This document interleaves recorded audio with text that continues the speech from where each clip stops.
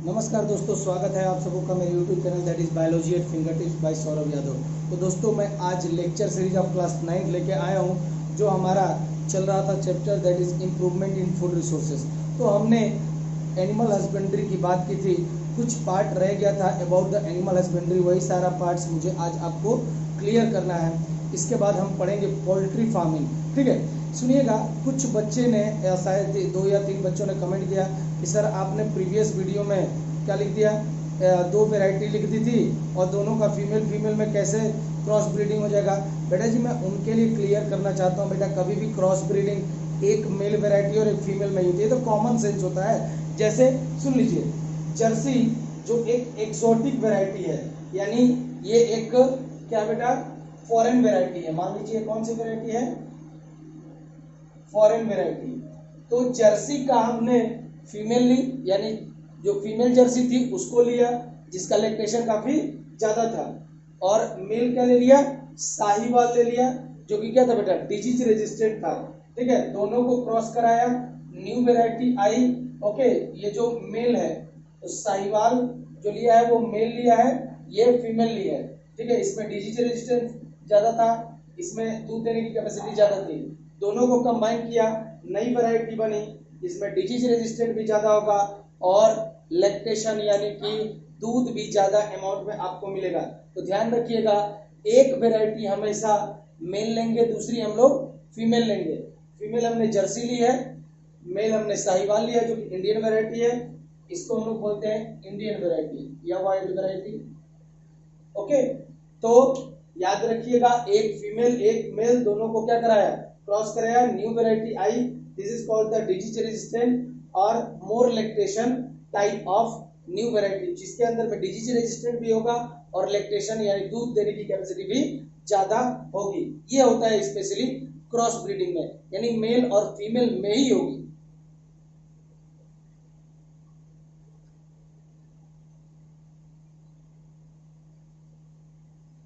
चलिएगा, अब बात करते हैं बेटा जी केयर ऑफ कैटल, यानी किस तरह से हम लोग कैटल को केयर करते हैं, उसको किस तरह से पालते हैं, बचाते हैं। तो देखिए, सबसे पहले इसमें हम लोग पढ़ेंगे क्लीननेस, यानी क्लीननेस का मतलब जैसे हम अपने घर को अच्छे से साफ सुथरा रखते हैं ताकि हमारा घर जर्म फ्री हो, कोई बैक्टीरिया ना ग्रो करे, कोई फंगस ना ग्रो करे, उसी तरह से जहां कहीं भी ये एनिमल सरवाइव करते हैं उस पार्टिकुलर लोकेशन को भी हमको क्या करना चाहिए, अच्छे से रखना चाहिए, क्लीन रखना चाहिए। उनकी बॉडी पे गोबर ओबर लग जाता है, उसको अच्छे से साफ करना चाहिए। तो ये सारी चीजें हम लोग केयर में कर सकते हैं।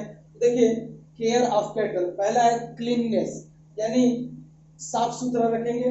रूफ शेल्टर, यानी जिस शेल्टर में रहते हैं उसके ऊपर छत होना चाहिए विथ गुड वेंटिलेशन, यानी वहां पे हवा का आवागमन अच्छा होना चाहिए। फॉर प्रोटेक्शन फ्रॉम रेन, अगर भैया छत रहेगी तो रेन से बचाएगी, हीट और कोल्ड से भी बचाएगी। रेगुलर ब्रशिंग ऑफ स्किन, यानी रेगुलरली अगर देखा जाए तो आपको क्या करना चाहिए, गाय भैंस ये जो कैटल है उसको साफ करना चाहिए, उसकी स्किन को ब्रश से साफ करना चाहिए। और जो फ्लोर है, जैसे थोड़ा मान लीजिए फ्लोर अगर इस तरह से रहता है, ऊंचा नीचा गड्ढा रहेगा, तो यहाँ पे पानी आके क्या होगा बेटा, रुक जाएगा। लेकिन अगर फ्लोर कुछ इस तरह का होगा, फ्लोर इस तरह का बनाएंगे, तो यहाँ अगर ये बेसिकली किस लिए कह रहा है, तो बेटा ये पेशाब भी करती हैं, तो ये जब पेशाब करेंगे यानी कि इनका यूरिन डिस्चार्ज होगा तो वहां पे इकट्ठा नहीं होना चाहिए, वो स्लोपी मटेरियल होगा जिससे आपके घर से दैट पार्टिकुलर शेड से बाहर चला जाएगा। तो इसीलिए बोला स्लोपिंग फ्लोर, फ्लोर कैसा होना चाहिए, स्लोपिंग होना चाहिए। For shelter to avoid water logging, यानी वहां पे वाटर इकट्ठा ना हो, अगर वाटर इकट्ठा हो जाएगा तो बहुत सारी क्या होंगी बेटा, बीमारियों को भी जन्म देंगी, बैक्टीरियल फंगल बीमारियां भी वहां पे जन्म ले सकती हैं। तो पहला है क्लीननेस। दूसरा हम आ जाते हैं बेटा जी अबाउट फूड, यानी मुझे भी मालूम है, आपको भी मालूम है कि बेटा food is the ultimate source of energy. जब कोई भी बंदा, जैसे हम भी फूड खाते हैं तभी हमें एनर्जी मिलती है, तभी तो मैं बोल पा रहा हूँ। इसी तरह से बेटा जी जो आपके कैटल्स होते हैं उनको भी हमें क्या प्रोवाइड करना पड़ेगा, फूड प्रोवाइड करना पड़ेगा। तभी उनको एनर्जी मिलेगी। अब ये जो फूड होता है बेसिकली हम लोग रफेज टाइप ऑफ फूड देते हैं, यानी फाइबर सबसे ज्यादा हम उसको खिलाएंगे फाइबर। तो रफेज मेनली कंटेनिंग फाइबर, सबसे ज्यादा आपको रफेज फूड में देना होगा जिसके अंदर में क्या ज्यादा होगा, फाइबर होगा। तो हमने याद किया करो फूडर क्रॉप्स जैसे कि बरसीम और भी ओट्स, ये सारी क्रॉप्स को लिखा था। फिर कंसंट्रेट्स कंटेनिंग प्रोटीन्स, और जो भी चीज हम लोग लेंगे जैसे घास वास जो भी अगर खिलाते हैं तो उसमें सबसे ज्यादा क्या होना चाहिए, प्रोटीन होना चाहिए। फिर फूड मस्ट कंटेन माइक्रोन्यूट्रिएंट्स, और फूड के अंदर में जो इंपॉर्टेंट माइक्रोन्यूट्रिएंट्स हैं जिनके अंदर में आ जाएगा विटामिन और मिनरल्स। जैसे हमारे लिए विटामिन और मिनरल जरूरी होते हैं, उसी तरह से फूडर यानी कि अगर बात कर ले कैटल के लिए भी विटामिन और मिनरल्स जरूरी हैं, जिसकी मदद से उनका मिल्क प्रोडक्शन क्या होगा बेटा, बढ़ जाएगा। तो याद रखिएगा अगर आप उसको विटामिन और मिनरल्स दे रहे हो तो उसका क्या बेटा, लैक्टेशन यानी अगर बात करें मिल्क प्रोडक्शन काफी बढ़ जाएगा। अगर प्रॉपर फूड अगर किसी को भी, जैसे मुझे प्रॉपर अमाउंट में फैट प्रोटीन विटामिन सब अच्छे से मिल रहा है तो मेरी हेल्थ कभी खराब होगी क्या, नो, मेरी हेल्थ अच्छी होगी, गुड हेल्थ होगी। तो याद रखिएगा proper food is required for good health. So good health को मेंटेन करना है तो आपको क्या देना पड़ेगा, प्रॉपर उसको न्यूट्रिशन देना पड़ेगा, यानी प्रॉपर अमाउंट में कार्बोहाइड्रेट फैट्स प्रोटीन जो भी उसको रिक्वायर्ड होता है वो उसको प्रॉपर अमाउंट में देना पड़ेगा। अब जब कभी भी आपने देखा होगा, देखिए जनरली चाहे हमारी बात कर लो चाहे कैटल्स की बात कर लो, जब बच्चा पैदा होता है बेटा वहां पे बहुत सारा चीज जो होता है वो काफी अगर बोले एनर्जी डेफिशिएंट फील करती है, यानी उसके अंदर में एनर्जी की कमी हो जाती है।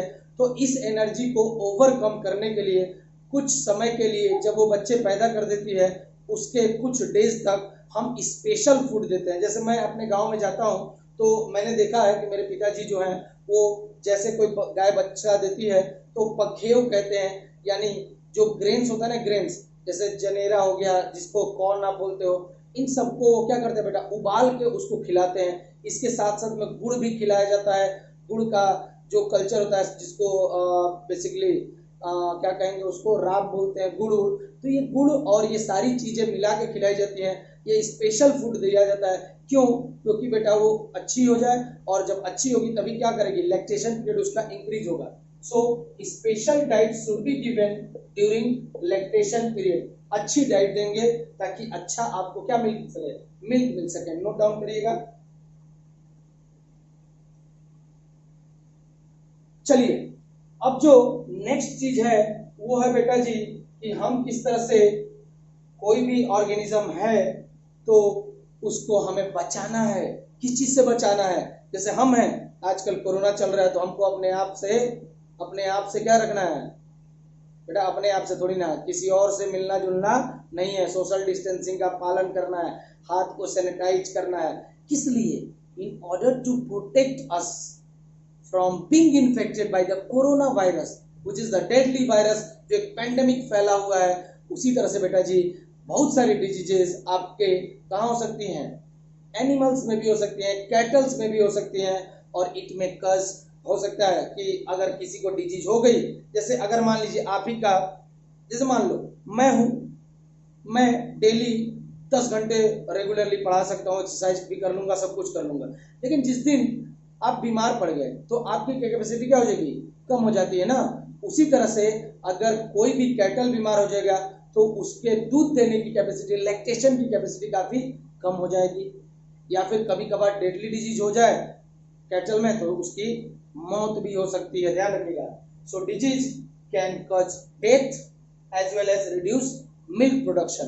तो देखते हैं जनरली जो अगर बात करेंगे मेरे साथ में तो पैरासिटिक मोड ऑफ न्यूट्रिशन एक मोड ऑफ न्यूट्रिशन होता है जिसके अंदर में कुछ पैरासाइट्स, जैसे हमारे बालों में लाइस होती हैं, जुए होते हैं, जुए बेसिकली ऑब्टेन करते हैं न्यूट्रिशन फ्रॉम माय बॉडी और योर बॉडी, किसी की बॉडी से वो लेते हैं। तो ध्यान रखिएगा जिसकी बॉडी से न्यूट्रिशन जा रहा है वो होगा होस्ट, और जो ले रहा है न्यूट्रिशन उसको कहते हैं पैरासाइट। तो जनरली हमारे बॉडी के अंदर में हम हो गए होस्ट और जो लाइस हो गया जो न्यूट्रिशन ले रहा है वो क्या होगा बेटा, पैरासाइट। इसी तरह से बहुत सारे ऑर्गेनिज्म आपके कैटल के पेट के अंदर में, इंटेस्टाइन के अंदर में, लीवर के अंदर में रहते हैं, या फिर हमारे अंदर में, यानी हमारे अंदर में भी बहुत सारे होते हैं। उसी तरह से बॉडी के बाहर, क्योंकि ये लाइस का है, बॉडी के बाहर यानी कि हमारे बालों में है।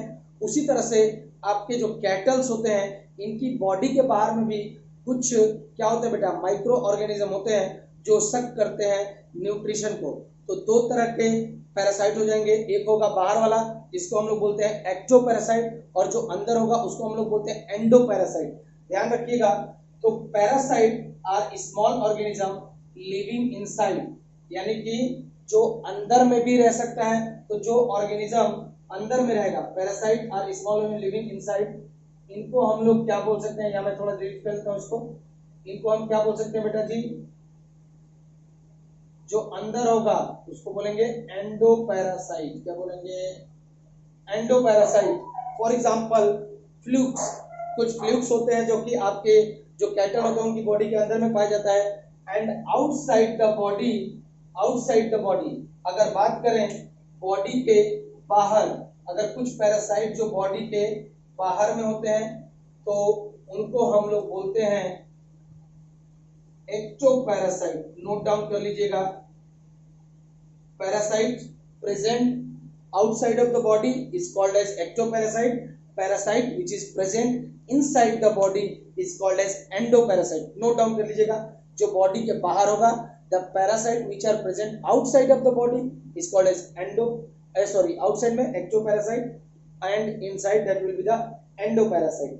अब बेसिकली अगर बात करेंगे तो आउटसाइड में कुछ जुए लाइक स्ट्रक्चर जो हमारे में लाइस होता है, इनके में टिक्स कहलाते हैं। So outside of the body, ticks, some ticks are found on another organism. So जिस ऑर्गेनिज्म के ऊपर पाया जाएगा उसको क्या बोलेंगे, होस्ट। तो जो भी कैटल होता है उनकी बॉडी पे आउटसाइड में पाया जाएगा उसको एक्टोपैरासाइट कहते हैं। एग्जांपल हो गया टिक्स। कुछ ऐसे भी होते हैं ऑर्गेनिज्म जो कैटल के बॉडी के अंदर में पाया जाएगा, that is called as endoparasites. For example flukes, FLUKES। Okay.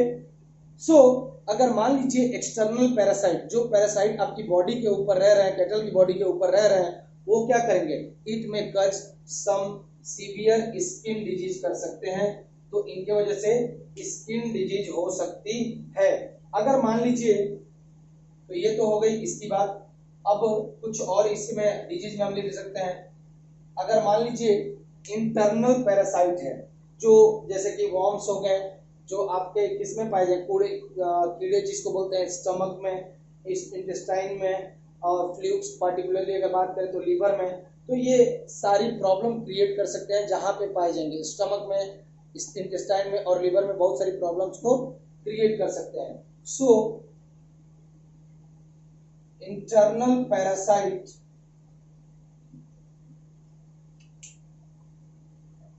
Like worms, इसको कह रहा है जो कीड़े मकोड़े होते हैं, कजेस स्टमक, जहां पाए जाएंगे वहां पे ये प्रॉब्लम क्रिएट करेंगे। Causes stomach, intestine problems and flukes.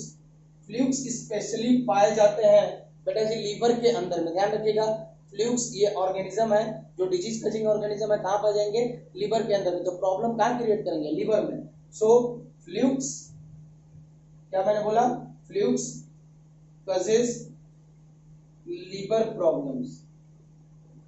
So note down कर लीजिएगा। जो एक्सटर्नल पैरासाइट होंगे वो स्किन डिजीज करेंगे, जो इंटरनल पैरासाइट होंगे लाइक वॉर्म्स, जो आपके स्टमक और इंटेस्टाइनल प्रॉब्लम क्रिएट कर सकते हैं, और जो फ्लूक्स भी पाए जाते हैं आपके लीवर के अंदर में, तो कुछ लीवर प्रॉब्लम्स को क्रिएट कर सकते हैं। और भी बहुत सारे डिजीजेस होती हैं जो आपके इस कैटल में होंगी। For example bacterial diseases, viral diseases, ये सारी डिजीजेस भी हो सकती हैं, और it can be transmitted from one cattle to the another cattle. So note down कर लीजिएगा। Next, that is bacteria, virus causes infectious disease that can be easily transmitted. infectious क्यों बोलते हैं? so infectious disease उनको बोलते हैं जो easily transmit हो सकती है from one cattle to another cattle. so bacteria और virus causes infectious disease. infectious disease इसको कहते हैं disease that can be easily transmitted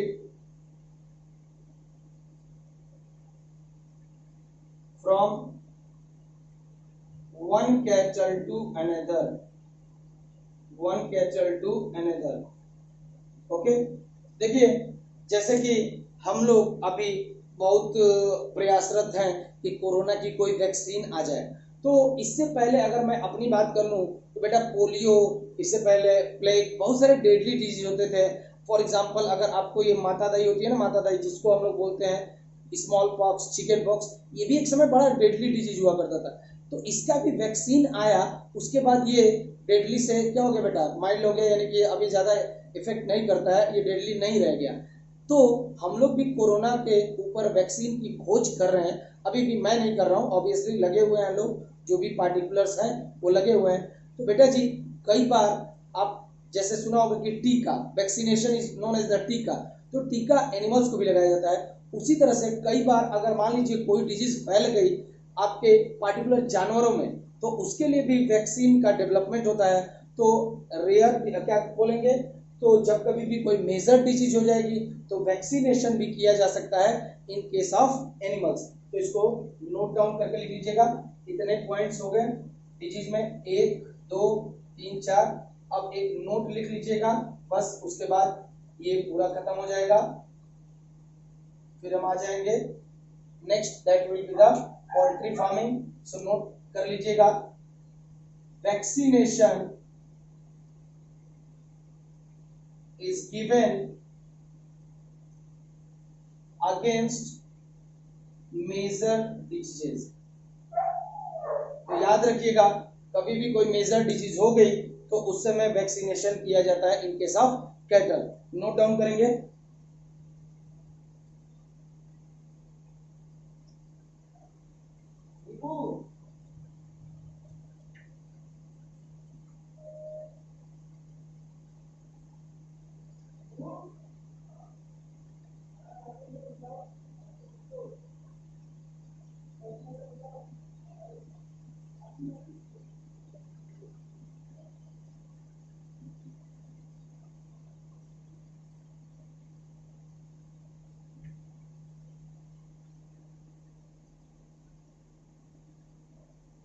चलिए आ जाते हैं बेटा जी, अब हम स्टार्ट करते हैं the next topic that is called as the poultry farming. Okay, so हम अब पढ़ने वाले हैं पोल्ट्री फार्मिंग। ओके,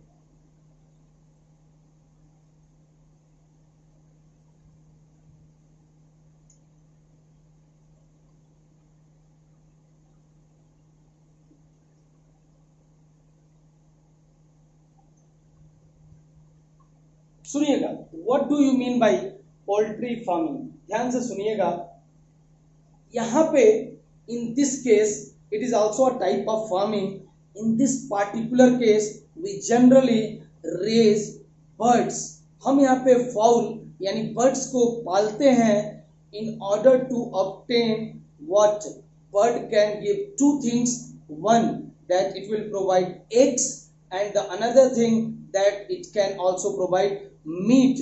तो जब कभी भी हम लोग या कोई भी कर सकता है, जब कभी भी जहां पे हम लोग क्या कर सकते हैं, बेसिकली रेज करते हैं डोमेस्टिक फाउल को, डोमेस्टिक बर्ड्स को। फॉर एग्जांपल अगर बात कर लें, हेन, मुर्गी तो सुना ही होगा, डक, गूज, टर्की, ये कुछ बर्ड्स होती हैं जिनका हम लोग बेसिकली इनको रेज करते हैं in order to obtain 2 things from them. पहला मीट, दूसरा एग्स। और जनरली हमने पढ़ रखा है कि मिल्क और मीट ये दोनों में अमाउंट ऑफ प्रोटीन क्या होता है बेटा, काफी हाई होता है। क्या होता है, हाई। तो ये डाइट आपको क्या प्रोवाइड करेंगी, प्रॉपर अमाउंट में प्रोटीन प्रोवाइड करेंगे। सो लिखिएगा, poultry farming is undertaken to raise का मतलब जहां पे हम पैदा कर रहे हैं या जहां हम पाल रहे हैं, to raise डोमेस्टिक फाउल। अब ये जो डोमेस्टिक फाउल, फाउल का मतलब होता है बेटा बर्ड्स, ये लिख लीजिएगा, डोमेस्टिक बर्ड्स लाइक, कौन कौन सी हो सकती है बेटा? पहला मैंने बोला हैन, फिर क्या हो सकता है बेटा? डक, बतख, गूज, ठीक है, GOOSE। फिर एक और बर्ड होती है that is called as turkey. तो ये poultry farming is undertaken to raise the domestic fowl और birds like hen, duck, goose and turkey for, किस चीज के लिए बेटा? Egg production and meat production. क्योंकि इनसे आपको क्या मिलेगा बेटा जी? एक तो एग मिलेगा और दूसरा क्या मिलेगा? मीट मिलता है। तो बेसिकली जब कभी भी हम बर्ड्स को पालते हैं, रेज करते हैं, फॉर एग्जांपल में हमने लिख लिया हैन, डक, गूज, टर्की, एग के लिए या फिर मीट के लिए, तो इसको बोला जाता है बेटा कॉल्ड एज पोल्ट्री फार्मिंग। अब अगर बात करें जो मैंने सेकेंड बात बोली, दोनों मिल्क और meat basically is a important source for meat, sorry is a important source for protein, sorry for that, लिख लीजिएगा that egg and meat both provides protein. तो इनको खाने से आपको क्या मिलेगा बेटा? आपकी बॉडी में कभी भी प्रोटीन की कमी नहीं होगी। आपको रेगुलर अमाउंट में अगर बोले या अच्छे अमाउंट में क्या मिलेगा बेटा? प्रोटीन मिलेगा जब आप इन दोनों चीजों को खाओगे, एग को खाओगे और आप अगर इसको खाओगे, मीट को खाओगे। अब यहाँ पे अगर बात करें, जब कभी भी किसी भी बर्ड्स को ग्रो किया जाता है मीट के लिए, ध्यान रखिएगा दो प्रकार के फॉल हो सकते हैं, एक होता है ब्रॉयलर्स, क्या बोलते हैं उसको? ब्रॉयलर्स, और एक होता है लेयर्स। तो ब्रॉयलर्स, ठीक है, ब्रॉयलर्स का मतलब होगा बेटा जी जहां पे आप किसी भी फॉल को ग्रो कर रहे हो, रेज कर रहे हो, इन ऑर्डर टू ऑब्टेन, क्या ऑब्टेन करना है वहां से? आपको बेसिकली ऑब्टेन करना है केवल मीट, जो उद्देश्य है मीट ऑब्टेन करने का। तो जहां कहीं भी बर्ड्स को आप रेज कर रहे हैं for getting meat from them, then that is called as broilers, उन बर्ड्स को बोला जाएगा ब्रॉयलर्स। और जब कभी भी आप किसी भी बर्ड्स को ग्रो कर रहे हो स्पेशली फॉर देयर एग, तो जैसे आप देखे होंगे आम लोगों के जो पार्टिकुलर हेन होती है, बेसिकली वहां से अंडा निकाला जाता है, तो उनको जहां पे केवल अंडा के लिए रेज करोगे that is called as layers. तो इनको भी, इनका भी डेफिनेशन लिख लेते हैं। पहला है बेटा ब्रॉयलर्स, नोट डाउन करिएगा,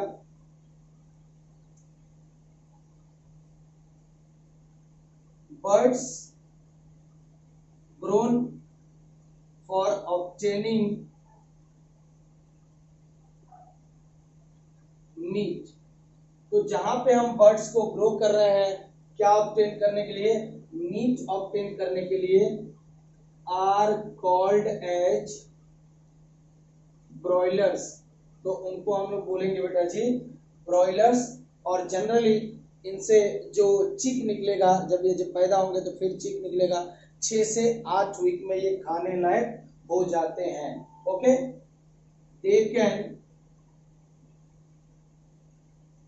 used after 6 to 8 weeks from their birth, यानी उनकी बर्थ के 6 से 8 हफ्ते में वो खाने लायक हो सकते हैं, that is called as broilers. Second जो हमने पढ़ा that is called as layers. Okay, तो ब्रॉयलर्स से आपको मीट मिलेगा, ओके, एंड लेयर्स, इनको बर्ड्स को जब आप ग्रो कर रहे हैं स्पेशली फॉर द एग के लिए, तो उसको बोलेंगे लेयर्स। सो नोट डाउन करिएगा, birds grown for obtaining birds that grown for obtaining eggs are called as layers। तो उसको हम लोग बोलते हैं बेटा लेयर्स बोलते हैं। ओके जी, तो जो केवल एक के लिए होगा उसको हम लोग बोलते हैं लेयर्स। और ये कब यूटिलाइज करेगा, देखिए they can take about 20 weeks when sexual maturity has been attempted to lay eggs, यानी लगभग 20 वीक यानी 20 वीक्स के आसपास समय लगता है, तब जाके कोई एक मुर्गी मैच्योर होती है वो एग देने के लिए। तो याद रखिएगा 20 weeks. So they can be used after 20 weeks when sexual maturity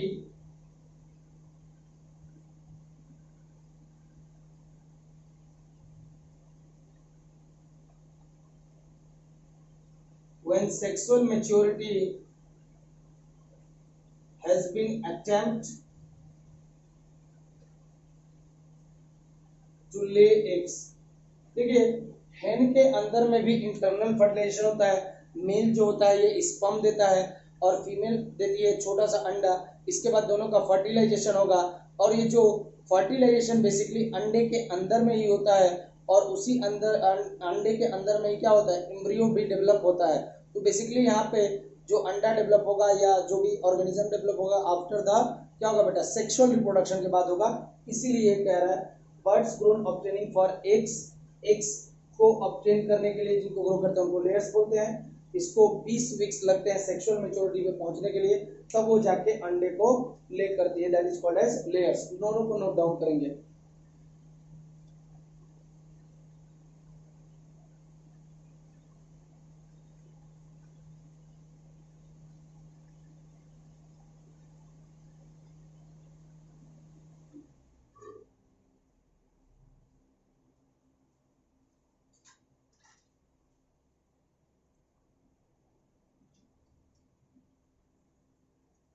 चलिए तो आज हम लोग पढ़ लेते हैं। देखिए बेटा इसमें भी पोल्ट्री फार्मिंग के केस में भी क्रॉस ब्रीडिंग की जाती है। क्या करते हैं बेटा, क्रॉस ब्रीडिंग करते हैं इन ऑर्डर टू ऑब्टेन क्या बेटा, नाइस वेराइटी, गुड वेराइटी, जिसके अंदर में कैरेक्टरिस्टिक्स क्या हो, अच्छे हों। तो क्रॉस ब्रीडिंग कहीं भी इसीलिए कराया जाता है ताकि दोनों का जो अच्छा कैरेक्टर्स हो वो आपको एक सिंगल वेराइटी में मिल पाए। तो यहाँ पे जब आप पढ़ेंगे अपनी एनसीईआरटी तो वहां पे दे रखा होगा कि एक जो इंडियन वैरायटी है that is called as Aseel और एक जो है फॉरेन ब्रीड है that is called as Leghorn, इन दोनों को क्रॉस किया गया तो एक न्यू वैरायटी आएगी जिसमें आपके डिजायरेबल कैरेक्टर्स होंगे। क्या डिजायरेबल कैरेक्टर्स होंगे जो भी क्रॉस ब्रीडिंग में, वो हम देखेंगे। जो मेजरली आपके ब्रॉयलर्स हैं या फिर लेयर्स हैं, ये इनको ग्रो किया जाता है by the help of the cross breeding के माध्यम से। तो जो दे रखा है उसको देख लेते हैं। जैसे मान लीजिए इंडियन ब्रीड, ये इंडियन ब्रीड है।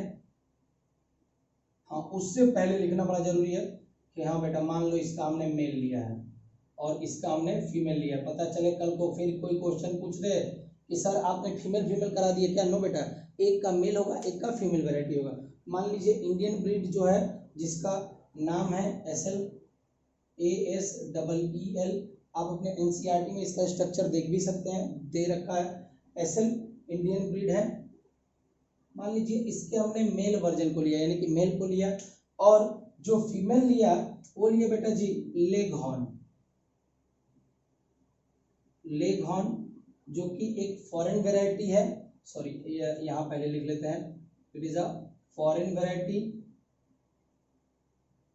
ये एक हम ले रहे हैं फॉरेन वैरायटी जिनका नाम है बेटा जी, क्या नाम है, लेगहॉर्न। ओके, सो हमने लेगहॉर्न को लिया जो कि एक फॉरेन वैरायटी है, उसका फीमेल वर्जन, इसका मेल वर्जन, दोनों को लिया, दोनों को हमने क्या कर दिया, क्रॉस ब्रीड करा दिया। सो न्यू वैरायटी आएगी। ये जो न्यू वैरायटी आएगी इसमें क्या होगा बेटा, डिजायरेबल या फिर डिजायरेबल कैरेक्टर से लोड होगी। सो बहुत सारे अच्छे जो कैरेक्टर्स होंगे दोनों के, वो सारे आपके न्यू वैरायटी में देखने को मिलेगी। That is the combination of both Indian breed and foreign breed. तो एक मेल और फीमेल को क्रॉस किया, that is known as the cross breeding. तो हम देखते हैं क्या क्या नए और डिजायरेबल कैरेक्टर्स हो सकते हैं। देखिए सबसे पहले तो होगा कि बेटा अगर ऐसा करेंगे तो चिक का क्वालिटी इंक्रीज होगा, इसके साथ में नंबर ऑफ चिक्स भी इंक्रीज होगा, कुछ और भी होगा, लो मेंटेनेंस कॉस्ट हो जाएगा। अगर बात करेंगे तो इसके अंदर में जो न्यू वैरायटी आई है ये लार्ज अमाउंट ऑफ हीट को बियर कर सकता है, यानी कि हीट रेजिस्टेंट होगा। तो ये सारी चीजें हम देख सकते हैं। तो देखेंगे, पहले लिखेंगे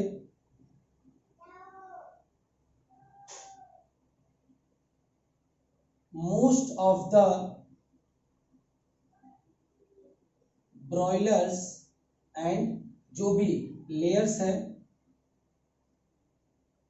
आर बेसिकली प्रोडक्ट होते हैं क्रॉस ब्रीड के।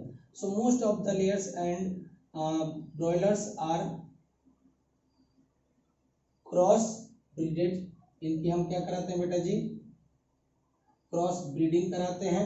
ओके, सो ब्रीडिंग की वजह से क्या क्या चीजें डेवलप होती हैं उनको हम लिख लेते हैं। Breeding is done to enhance, यानी बढ़ावा देने के लिए करते हैं, टू इनहेंस फॉलोइंग प्रॉपर्टीज,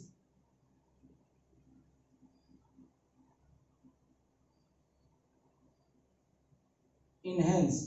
तो हम देखेंगे ब्रीडिंग कराने से क्या क्या अच्छी प्रॉपर्टी आपके लेग हॉर्न और लेयर्स में देखने को मिलेगी। तो सबसे पहला ध्यान रखिएगा, नंबर जो होगा, नंबर ऑफ चिक्स वो ज्यादा हो जाएगा और क्वालिटी ऑफ चिक्स क्या होगी, इंप्रूव हो जाएगी। तो पहले लिखिएगा more and better quality of chicks production. Chicks का मतलब जो चूजे होते हैं उनका बहुत ही ज्यादा अमाउंट में प्रोड्यूस होंगे। नंबर जैसे मान लीजिए पहले 2 बच्चे होते थे, अब हो जाएंगे 10 बच्चे, तो नंबर इंक्रीज हुआ। और क्वालिटी यानी कि जो मीट जो 2 से मिल रहा था 2 kg, यहाँ 10 से कितना मिलेगा, 10 किलो नहीं, यहाँ 20 किलो मिलेगा, यानी कि नंबर ऑफ क्वालिटी भी इम्प्रूव हो जाएगी। So that is the quality और क्वांटिटी दोनों चीजें इंप्रूव होगी। नंबर भी इंक्रीज करेगा, क्वालिटी और क्वांटिटी ऑफ चिक्स दोनों चीजें क्या होंगी, इंक्रीज हो जाएंगी। Okay, next the second thing, यहाँ पे जो जो आपके क्रॉस ब्रीडिंग होते हैं, ब्रीडेड प्रोग्राम्स होते हैं जहाँ पे आपकी क्रॉस ब्रीडेड प्रोडक्ट्स आएंगे या प्रोजेनी आएगी, वो बेसिकली बहुत ही कम अमाउंट में लो रिक्वायरमेंट्स होगी। वो लो रिक्वायरमेंट्स यानी कि कम खाना में ही ज़्यादा प्रोडक्टिविटी कर सकती है। तो लिख लीजिएगा low maintenance requirement,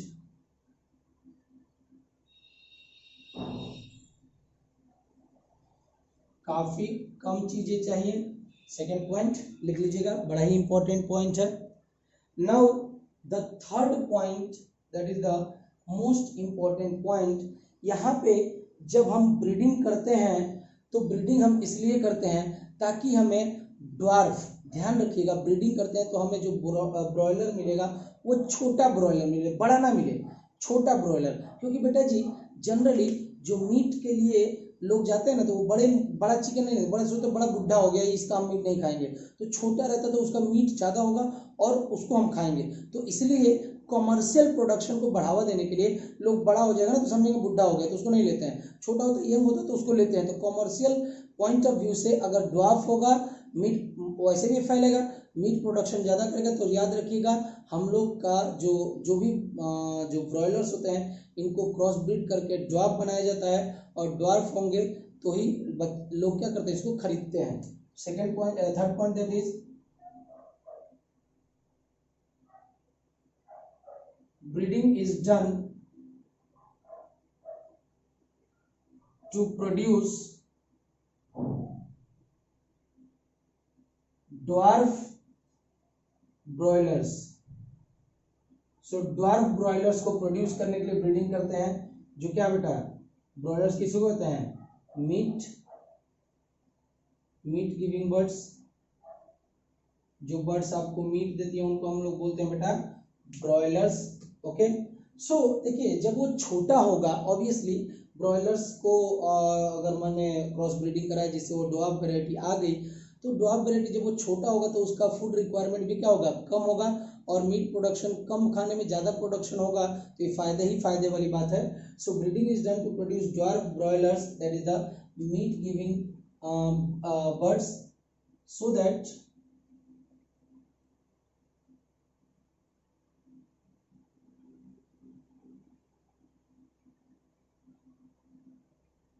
so that dwarf broilers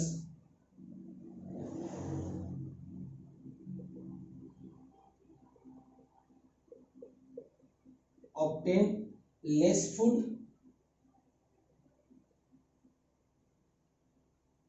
okay, तो जो ड्वार्फ ब्रॉयलर्स होंगे उनका फूड रिक्वायरमेंट काफी क्या होगा बेटा, बहुत ही कम होगा, और ड्यू टू दिस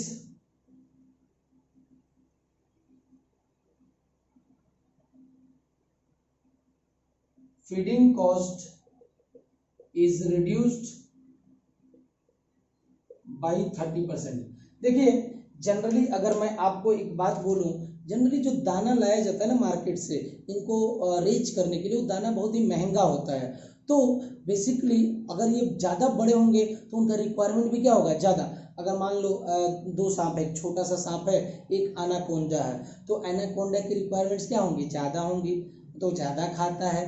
या एक छोटा सा सांप लोग अजगर ले लो, अजगर भी क्या होता है, बहुत बड़ा होता है, जितना ज़्यादा खाएगा फैलेगा।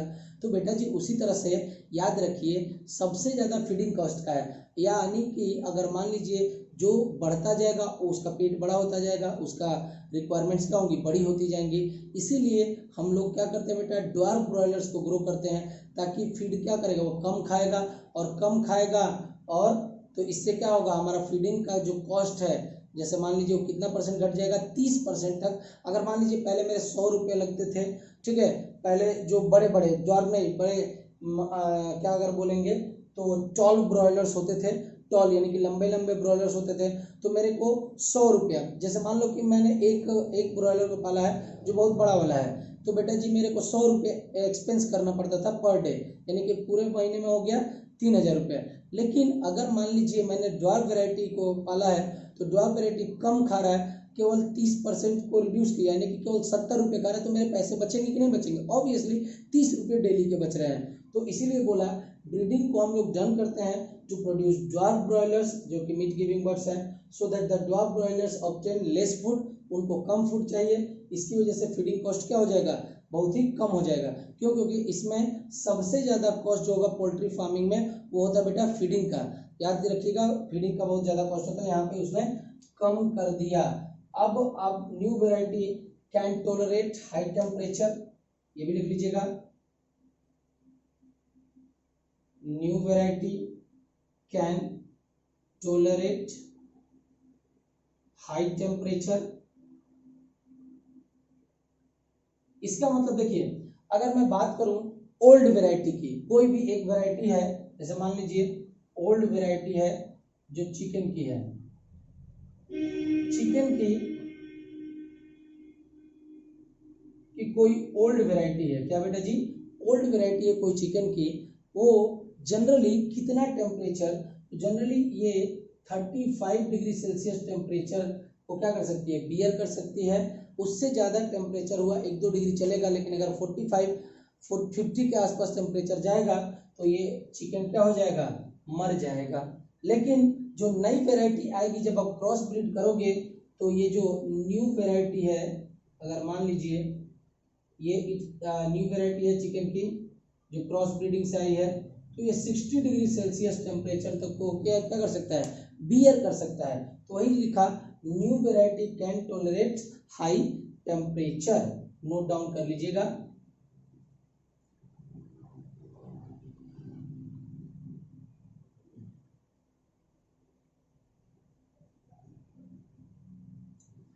ठीक है, तो ब्रॉयलर्स को भी हम छोटा कर लेते हैं, यानी ड्वार्फ वैरायटी को ग्रो करते हैं।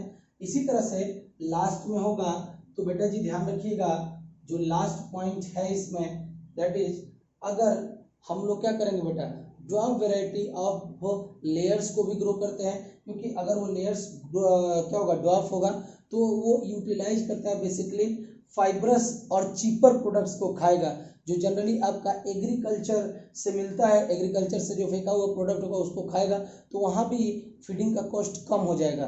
तो ड्वार्फ ब्रॉयलर्स को, ड्वार्फ लेयर्स को भी ग्रो किया जाता है। So last point, that reduction in size, size को रिडक्शन करना है, reduction in size of egg laying birds. तो एग लेइंग बर्ड्स जिसको हमने बोला है क्या बेटा, लेयर्स, उसका भी साइज क्या होगा, रिड्यूस हो जाएगा। तो क्या होगा, विथ एबिलिटी टू यूटिलाइज, जब वो छोटी हो जाएगी तो आपका फाइब्रस जो फ्रूट होता है या फाइब्रस जो प्रोडक्ट होता है जो आपके एग्रीकल्चर से निकलेगा, उसको भी खा के वो आसानी से क्या कर सकता है बेटा, एग दे सकता है। So utilize, sorry, with ability to utilize more fibrous diet that is formed from or formed by